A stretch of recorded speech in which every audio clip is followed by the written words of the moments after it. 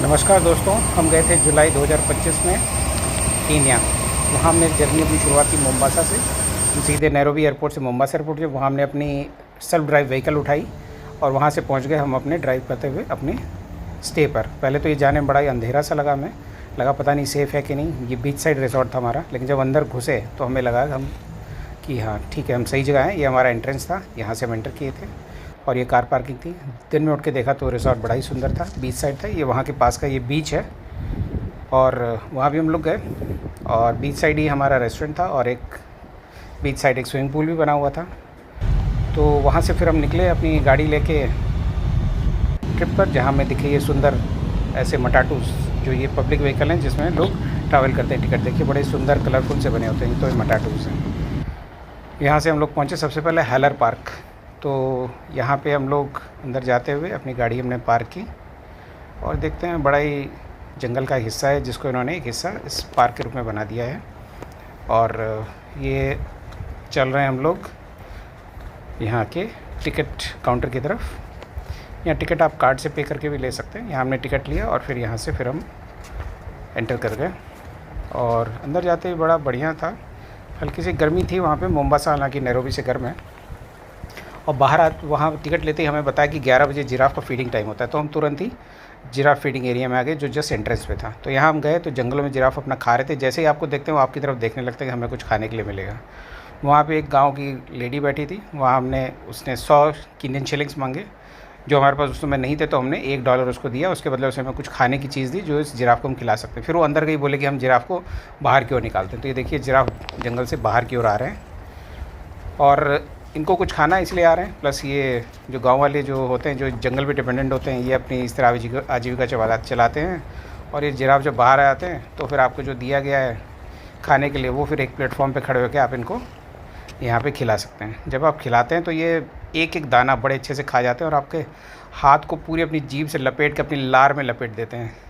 तो हमने 100 Kenyon shillings में हमने ये जिराफ की फीडिंग की। जो थोड़े बहुत दाने गिर जाते हैं, नीचे बंदर रहते हैं तैयार, जो कि उठा के खाते हैं। तो एक अलग एक्सपीरियंस था जो कि आपको हैलर पार्क में मिलेगा। और यहाँ पे जिराफ क्योंकि बहुत आया है पूरे कीनिया में, तो ऐसा एक्सपीरियंस आपको कई जगह मिलेगा। तो और वहाँ हमने देखा स्कूल के बच्चों का एक ग्रुप आया हुआ था। ये ग्रुप था जो कि ये हैलर पार्क घूमने आया हुआ था। तो वहाँ भी ये लोग ग्रुप में जो है फीडिंग कर रहे थे जिराफ की और उन्हें बड़ा ही मज़ा आ रहा था इसमें।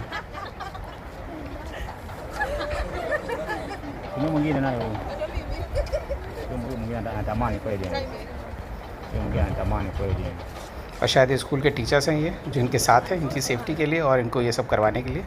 फिर लोग अंदर की ओर गए तो अंदर घुसते ही क्रोकोडाइल का एरिया हमें दिखा। चलते हुए हम लोग गए और कुछ दूर जाने पे वहाँ कुछ येलो क्रोकोडाइल और ग्रे क्रोकोडाइल या ब्लैक क्रोकोडाइल थे। तो ये सब हमें पानी में दिखे, एकदम रुके हुए थे वो, लेकिन बड़े बड़े बहुत सारे थे उस तरफ के पानी में। ये आपको क्रोकोडाइल दिख रहे हैं यहाँ पे, एकदम आराम कर रहे हैं, कुछ किनारे पे हैं।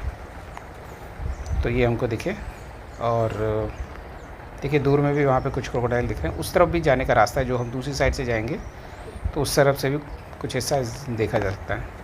तो इस तरह से गुजरते हुए हम गए हैलर पार्क में से।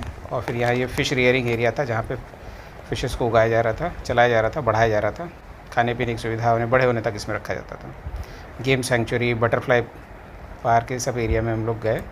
तो इधर हम गए तो ये 2 हिप्पोज़ यहाँ रखे गए काफ़ी समय से। एक जोड़ा हिप्पो रखा गया है जो कि यहाँ पे कभी कभी दिखता है और इनको फीडिंग भी दी जाती है। फिर हम पहुँचे इसी के हिस्से बटरफ्लाई पार्क में, बटरफ्लाई पेविलियन में। अंदर जाने के बाद ये देखिए एक दरवाज़ा ऐसा बना हुआ है जालीदार, जिससे कि तितलियाँ बाहर ना आ जाएँ। इसमें कुछ जानकारी है इस हट के अंदर और फिर ये रास्ता है अंदर जाने के लिए। और ये देखिए दरवाज़ा, यहाँ से एंट्री हमने की। अपने आप ये दरवाज़ा फिर स्प्रिंग से बंद हो जाता है ताकि तितलियाँ बाहर एस्केप ना हो जाएँ। अंदर गए, काफ़ी सारी तितलियाँ दिख रही थी। फिर वहाँ पे कुछ लोग भी थे जो एरिया संभाल रहे थे और हमें कुछ बता भी रहे थे। It's not much for them to passion fruit के टुकड़े लगा के रखे जाते हैं जब तितलियों feed को on the खाना कम मिलता है, तो flowers, इसको so we यूज़ करते हैं supplement them with अपने खाने के लिए। देखिए तितलियाँ कैसे इस पर बैठी हुई हैं, इससे पैशन फ्रूट का इसमें से रस ले रही हैं, ये फीडिंग कर रही हैं। बहुत पास आने पे भी ये कैमरा शूटिंग की हुई है, वो अपनी भागती रही है। तो इस तरह से यहाँ पे बहुत सारी तरह ये हमें बता रहे थे कैसे लार्वा, प्यूपा, कैटरपिलर, ये सब स्टेजेस से गुजरते हुए जो फाइनली ये बटरफ्लाई बनती है। तो ये हमें एक्सप्लेन कर रहे थे, दिखा रहे थे अलग से। ये हमें लार्वा स्टेज दिखाया हमें पत्ते पे। after some 2 weeks. It was to Pupa. और फिर आगे हमें ले गए Then pupa it stage and में, it's जहाँ पे Ants, they चींटियों से can बचाने के destroy लिए them, उसको है अंदर ना? रखा जाता है। died, no? They have died because of after its lifespan. So they have we can देखिए इसके keep अंदर them प्यूपल स्टेज है।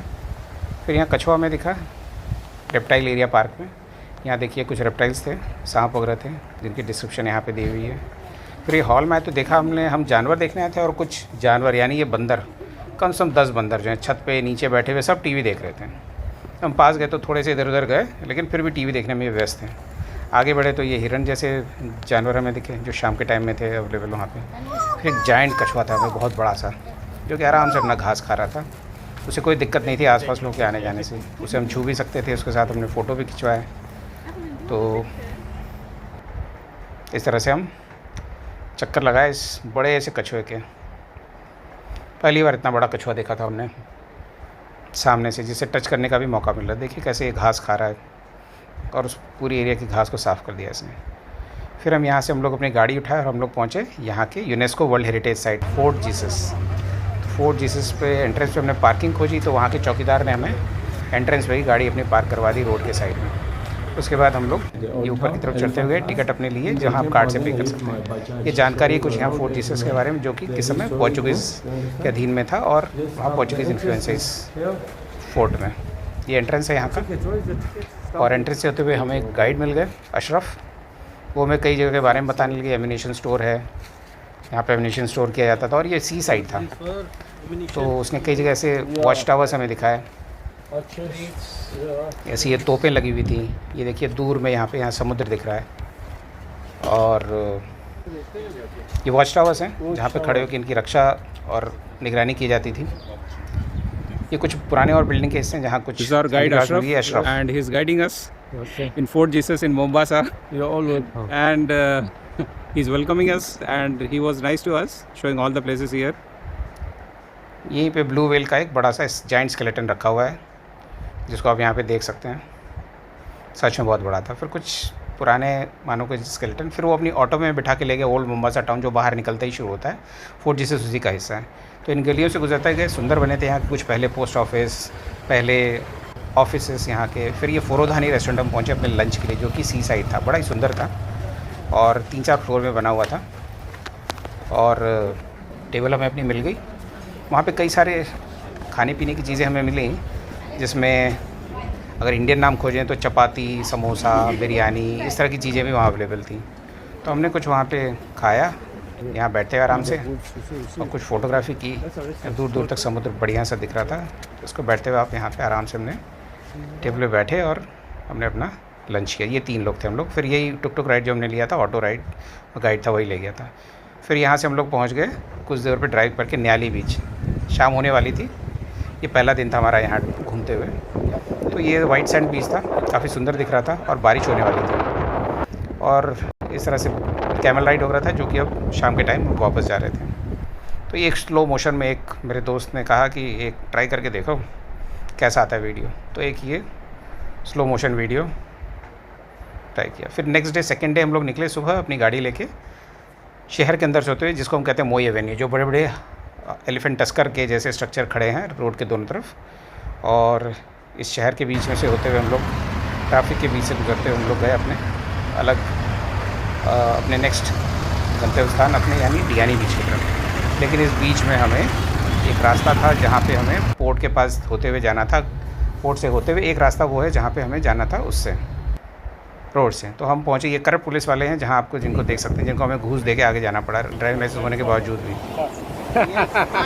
ये वहाँ कुछ लोग आदिवासी इस तरह के घूमते हैं ट्रेडिशनल ड्रेस में। वो कई चीज़ें, बैंड वगैरह आपको बेचते हैं। 500 शिलिंग्स में आपको 3 या 4 बैंड वो दे देते हैं। सो साफ़ सुथरा बीच है, वॉक करने में आपको बढ़िया लगेगा। और यहाँ गर्मी मोम्बासा शहर से कुछ कम है, लोग भी कम है, भीड़-भाड़ भी कम है। लोग रिलैक्स कर रहे हैं, बियर पी रहे हैं, कुछ खा पी रहे हैं, मसाज का भी ऑप्शंस थे। तो आप यहाँ पे बीच साइड कर सकते हैं, नारियल पानी पी सकते हैं। फिर हम वापस ड्राइव करते अपने एयरपोर्ट तक वापस पहुँचे अपनी फ़्लाइट नैरोबी के लिए।